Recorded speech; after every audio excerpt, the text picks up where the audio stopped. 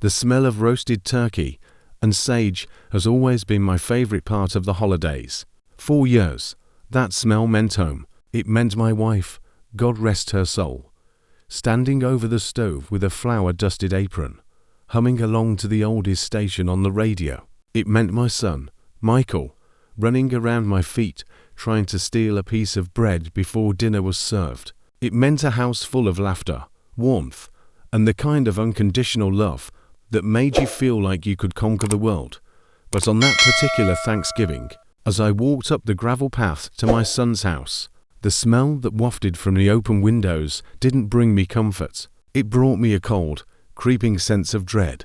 I knew, deep in my gut, that I was walking into a lion's den. I just didn't know which lion would strike first. It's a strange thing being a father. You spend your whole life building a fortress for your children, teaching them right from wrong, trying to instill a sense of integrity and compassion. You hope that when they grow up and build their own lives, they will carry those lessons with them. You hope they will remember the love, not the struggles. You hope they'll remember you as the man who always stood up for what was right, even when it was hard. But sometimes, life has a way of making you feel like a stranger in your own child's world. Sometimes, the fortress you built gets renovated by people who don't care about the blueprints. That was how I felt standing outside Michael's front door. I was a relic of a past life, a ghost who had shown up to a party for the living. I smoothed down my only good jacket, the one I'd worn to my wife's funeral. It was a little frayed at the cuffs, but it was clean. I'd pressed it myself the night before, making sure there wasn't a single wrinkle. I didn't want to give anyone a reason to look down on me, not that it would have mattered. Some people have already decided what they're going to see when they look at you, and nothing you do will ever change that. The door swung open before I could knock, and there stood Michael, my son. He looked tired. There was a tension in his shoulders I'd never seen before, a weariness that made him look older than his 32 years. He forced a smile, but it didn't reach his eyes. It was a manufactured gesture, a mask he had perfected for social occasions. "Dad," he said, his voice a little too cheerful. "You made it. Come in, come in." I stepped inside, and the smell of cooking was immediately overpowered by the scent of expensive perfume and potpourri. The house was immaculate. It was the kind of clean that felt sterile, like a showroom. White couches, glass coffee tables, abstract art on the walls that I didn't understand. It was a world away from my little apartment with its worn-out recliner and the stack of books I'd been meaning to read for the last 2 years. I felt like an elephant in a china shop. I was afraid to touch anything, afraid I might leave a smudge or break something I couldn't afford to replace. I just stood there in the entryway, clutching a bottle of cheap wine I'd brought as a peace offering. It felt incredibly inadequate compared to the spread I could see being set up in the dining room. "Let me take your coat," Michael said, but he didn't reach for it. He just stood there waiting. I fumbled with the zipper, my fingers feeling thick and clumsy. He took the coat from me, and I saw him glance at the patched elbow. A flicker of something, embarrassment, shame, crossing his face before he turned to hang it in the hall closet. As he did, a voice cut through the air from the living room. It was a sharp, shrill voice, like nails on a chalkboard. "Michael, is that the old man?" Finally. I was starting to think he'd gotten lost on his way from the trailer park. My heart sank. My daughter-in-law's mother, a woman whose name I could never remember because I'd only met her once before at the wedding. She was a tall, gaunt woman with hawkish features and a diamond ring on every finger. She was perched on the white couch like a queen on her throne, a glass of champagne in her hand. She didn't stand to greet me. She just looked at me with a sneer. I forced a smile, trying to remember my manners. "Good afternoon, ma'am. Happy Thanksgiving. Thank you for having me." "Oh, we didn't have much choice, did we?" she said, taking a sip of her drink. Michael insisted. Something about family obligations or some nonsense. She air-quoted the words. "We were perfectly happy having our own little celebration, but he felt he had to drag you into it." My daughter-in-law, Emily, appeared from the kitchen, wiping her hands on a towel. She was a beautiful woman, blonde, perfectly manicured, and impeccably dressed. In the beginning, I had been so happy for Michael. I thought she was a catch, but over time, I'd started to see the cracks. The way she looked at him sometimes with a cold, calculating gaze. The way she corrected him in front of his friends. The way she seemed embarrassed by his background. "Mother, please," Emily said. But it wasn't a correction. It was a gentle chiding, as if her mother had done something mildly amusing, not outright cruel. "Be nice. I'm just being honest, darling," the mother-in-law replied. "It's a free country, isn't it?" I looked around the room, hoping to see a familiar, friendly face. I was searching for my grandson, Leo.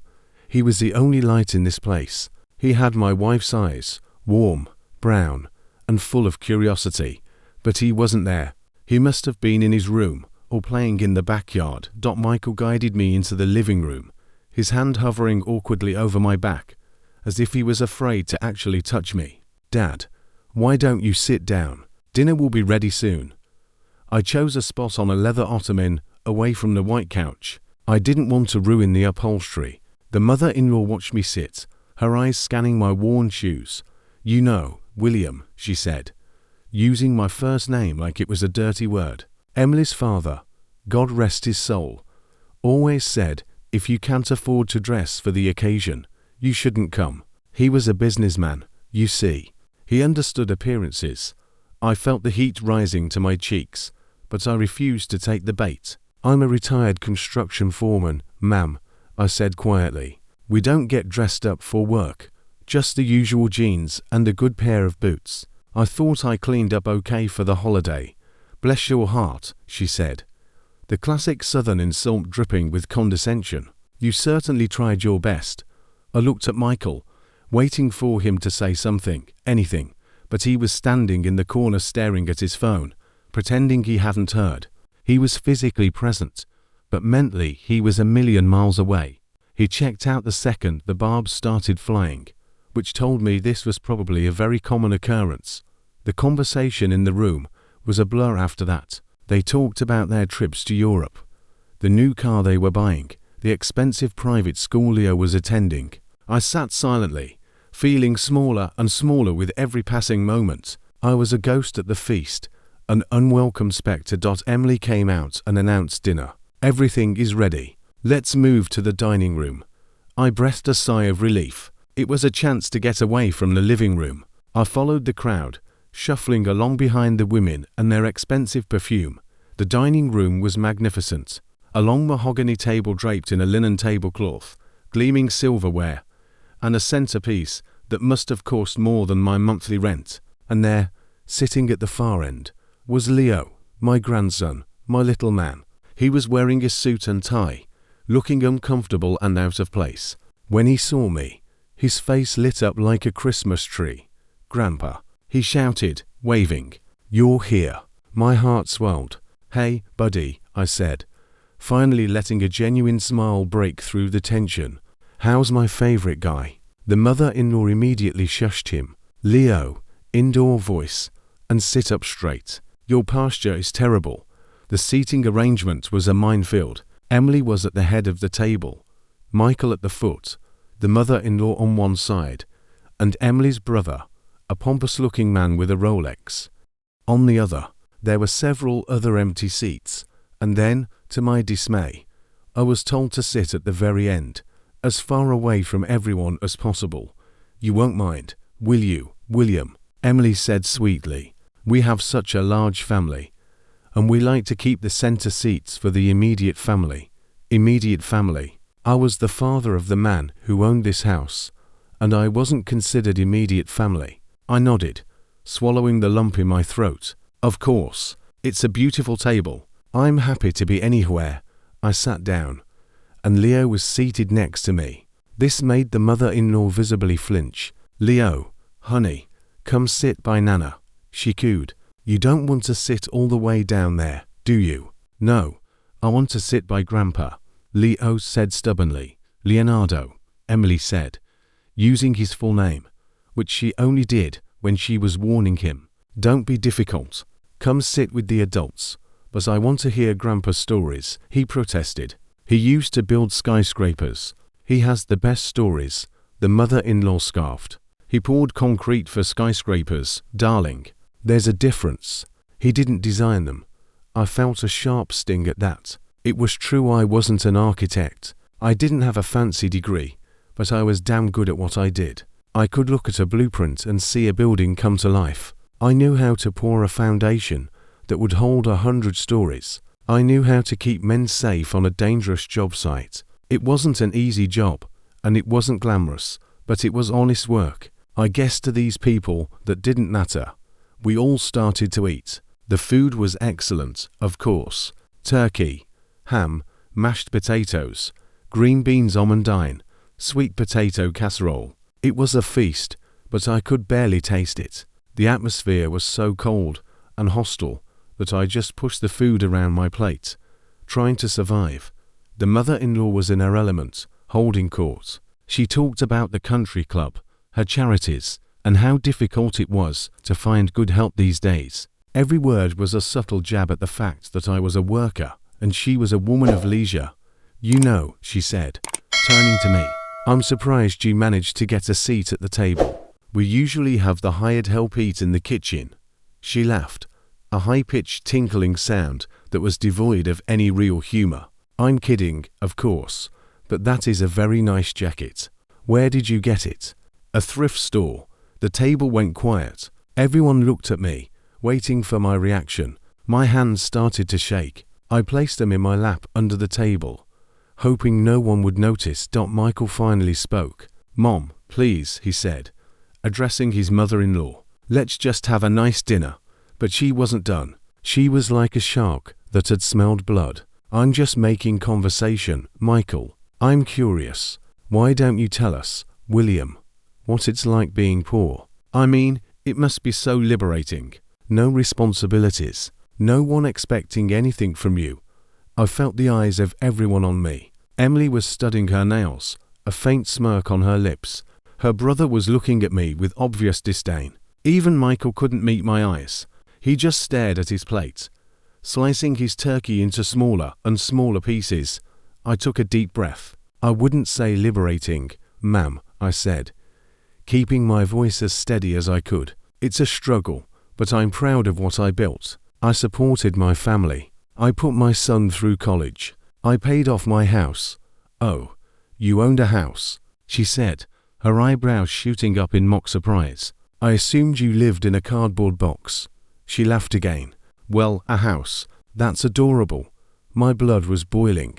I could feel the rage building in my chest. It wasn't even the insults to me that hurt the most. It was the shame I saw in Michael's eyes. It was the way he let this woman, this bully, humiliate his father in his own home. But I held it together. I told myself that it was just a few hours. I could endure a few hours for Leo. I could endure it for the chance to spend Thanksgiving with my grandson. I turned to Leo, trying to escape the nightmare. So, buddy, what do you think of the turkey? He leaned over and whispered in my ear. I like the pie better. Can I have pie for dinner? I laughed, the first real laugh I'd had all day. You know, when I was a kid, I tried to do that once. My mom told me if I ate pie for dinner, I'd turn into a pumpkin. His eyes went wide. Really? I'm kidding, buddy, but let's save some room for the good stuff. Okay. He nodded excitedly.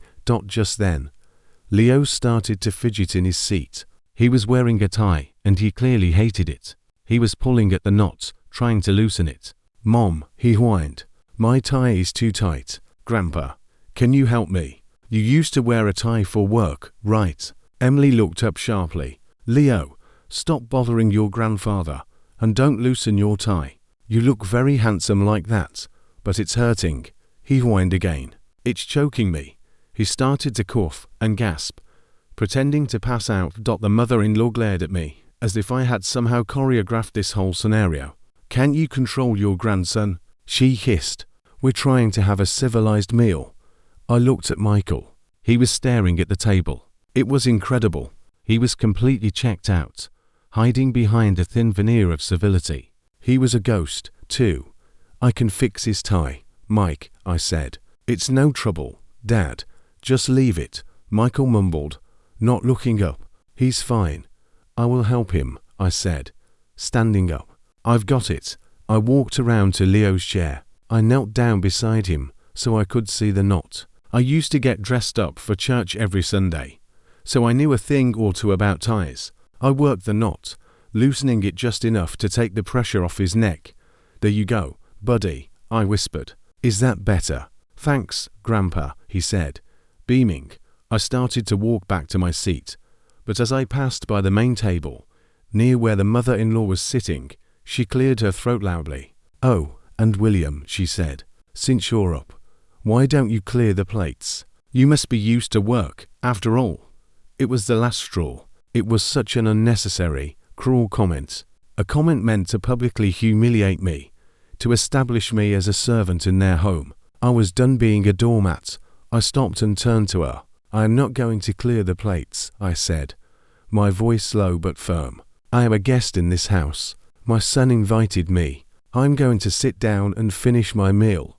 The room went silent. You could have heard a pin drop. The mother-in-law's face flushed a deep, ugly red. She wasn't used to being challenged. Oh, you want to sit? She spat, her eyes narrowing into slits. You want to play guest? She stood up abruptly, her chair screeching against the hardwood floor. Before I could react, before anyone could stop her, she walked up to me. I thought she was going to say something, but she didn't. She drew back her hand and slapped me, hard, right across my face. The sound of the slap echoed through the dining room, a gunshot. My head snapped to the side. I tasted blood in my mouth. The pain was sharp, immediate, and humiliating. I clutched my cheek, staring at the floor in shock. That is for being an ungrateful, crude, old man, she hissed, looming over me. This is my daughter's house, and you come in here with your poor people's manners. Poor people belong outside, not at my table. You're nothing but a clumsy oaf, and I'm sick of pretending you're welcome here. I looked up at my son. My vision was swimming. Michael, I said, my voice barely a whisper. Are you going to let her do this? Michael's face was pale. He was gripping the table so hard his knuckles were white. For a split second, I saw a flicker of the old Michael, the boy who would have jumped in front of a moving car to protect me. But then it was gone. He looked at his mother-in-law, then at Emily, who was shaking her head imperceptibly. He hesitated. He opened his mouth to speak, and I waited. I needed him, Dad, he said finally, his voice weak and pathetic. Just apologize, please. Just apologize to her, and we can sit down and finish dinner. My heart shattered into a million pieces. It wasn't the slap that broke me. It was my son, my own flesh and blood. He watched his father get physically assaulted in his own dining room, and he told him to apologize. I said, my voice cracking. She hit me, Michael. She slapped me across the face. I know, he said, looking down at the floor. But you provoked her, Dad.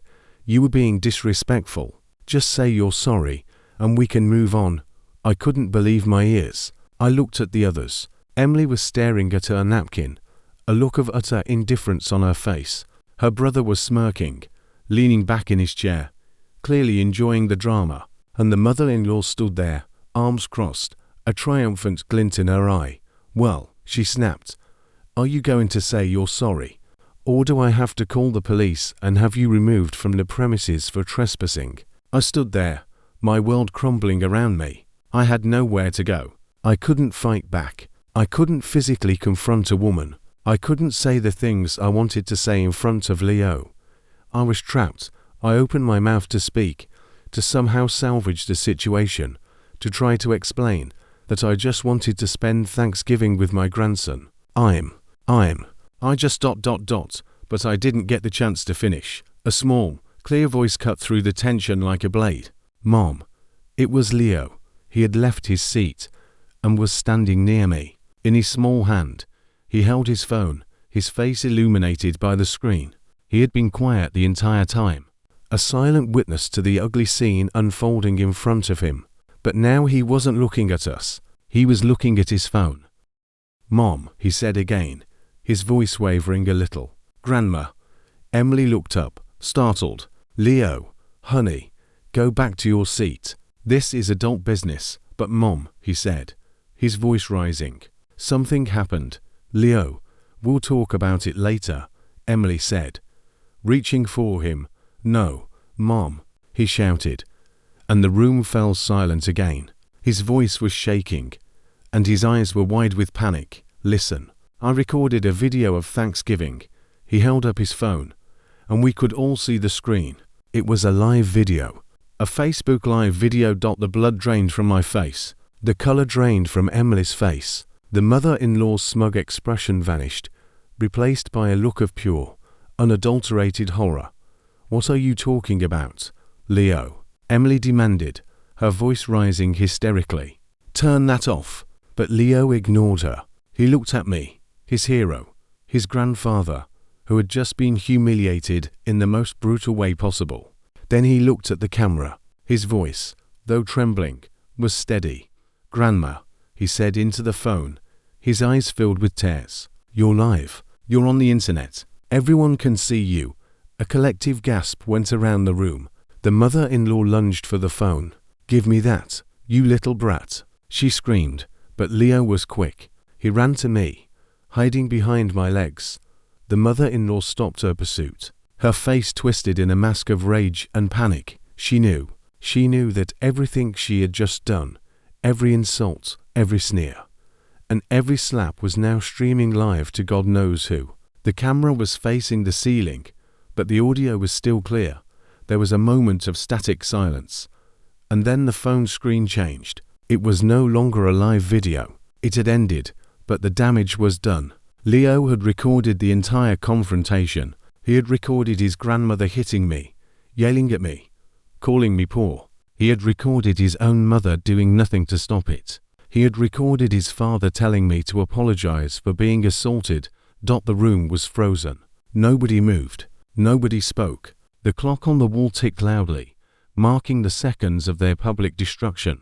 Emily finally broke the silence, her voice trembling with a rage she had never directed at her own mother.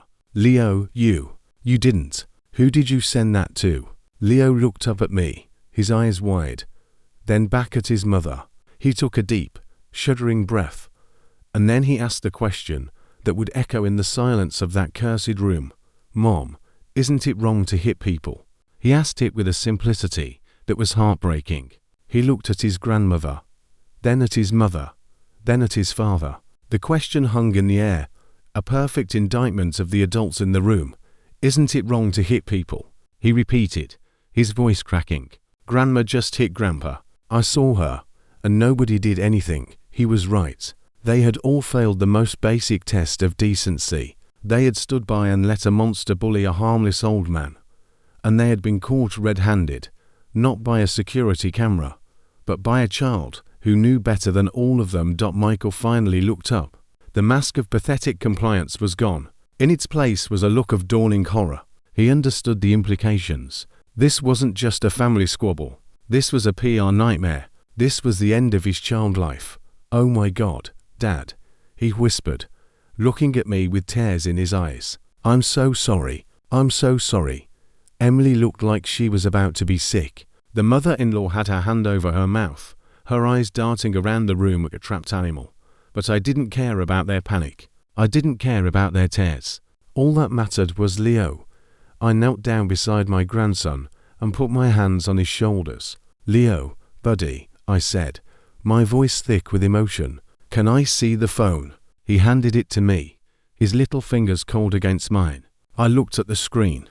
The friends list on the broadcast was a sea of familiar names. I saw Emily's boss, the head of the PTA, the neighbors, and dozens of other people. But it wasn't just Facebook. As I scrolled through the notifications on the phone, I saw the video had been automatically uploaded to YouTube, shared on Twitter, and sent through a dozen WhatsApp groups. It had been viewed over 1,000 times already. 1,000 people had just watched me get slapped and humiliated by a woman who thought she was untouchable. And they had also watched my son, my own son, fail to stand up for me. I looked at Michael. He was crying now, pathetic sobs shaking his frame. Dad, please, we can fix this. We can delete it. We can say it was a joke. Please, don't let this ruin us. I stood up, feeling a strange sense of calm wash over me. I looked at the phone one last time and I realized something. I realized that the video, the proof of their ugliness, wasn't meant to ruin them. It was meant to save me. It was the justice I hadn't even known I was owed. The revenge wasn't something I had planned. It wasn't a calculated scheme to destroy them. It was a gift from the most innocent person in the room, a 9-year-old boy, wise beyond his years, who couldn't bear to see the man he loved get treated like garbage. I looked at the mother-in-law, who was now trembling, her bravado completely shattered. "You told me that poor people belonged outside," I said, my voice low and steady. "You were right. I do not belong here. I never did. But you know what? Watching your reputation crumble from the outside is going to be the most beautiful view in the world." I handed the phone back to Leo. "Buddy," I said, "this is the best Thanksgiving present I could ever have asked for. You have a good heart. You are the only person in this family who deserves a seat at the table." I turned to leave. Michael reached out and grabbed my arm. "Dad, please, don't go. We can talk about this. I can make this right. Make it right," I said, pulling my arm away from him. "You let her hit me, Michael. You told me to apologize to her. You are my son, and you treated me like I was nothing. There is no making this right. You made your choice tonight. You chose the status quo. You chose comfort over your own father." I looked at Emily. "And you. I welcomed you into my family, and you treated me like a disease. I will never forget this, and the world won't either. You wanted to be the queen of your little kingdom. Now, you're just the laughingstock of the internet." I walked out of the dining room, through the sterile living room, and to the front door. I put on my worn-out jacket, the one I had been so ashamed of just a few hours earlier. Now, it felt like a badge of honor. It reminded me of who I was. It reminded me that I had survived the worst night of my life, and I had come out on top. As I walked down the gravel path, away from the house, the sound of angry shouting and panicked crying erupted from inside. The perfect Thanksgiving dinner was over. The facade had crumbled. In the coming days, the video went viral. A wealthy socialite slapping her son-in-law's elderly father was exactly the kind of clickbait the internet craved. It was picked up by local news, then national news. The mother-in-law was forced to resign from her charity positions. Emily lost her job when her boss, who had seen the video, realized she had the moral compass of a rattlesnake. The company didn't want to be associated with such an ugly display of elitism. The public had chosen a side. They had chosen me. Michael called me 100 times, begging for my forgiveness, begging for me to make a statement, saying it was all a misunderstanding. He was worried about his business, his reputation, his house. He didn't apologize for his actions. He apologized because he got caught. I never answered his calls. I never returned his texts. I knew that if I spoke to him, the pain would come flooding back. But I also knew that a man doesn't have to accept an apology that isn't real. He doesn't have to forgive a son who watched him fall and walked away. Months later, I got a letter. It was from Leo. In it, he included a drawing of the two of us sitting on a park bench eating ice cream. He said he missed me. He said he was sorry for what happened. He said he was grounded from his phone for a year, but he didn't care. He said he would do it again in a heartbeat. He was the only one who understood what had happened that night. The slap didn't hurt as much as the silence. But in the end, it wasn't the slap that defined me. It was the voice of my grandson, the innocent standing up to cruelty, that healed me. He gave me back my dignity, and sometimes that's all a father can ask for. Sometimes, the only justice you need is a truth shared by the smallest voice in the room.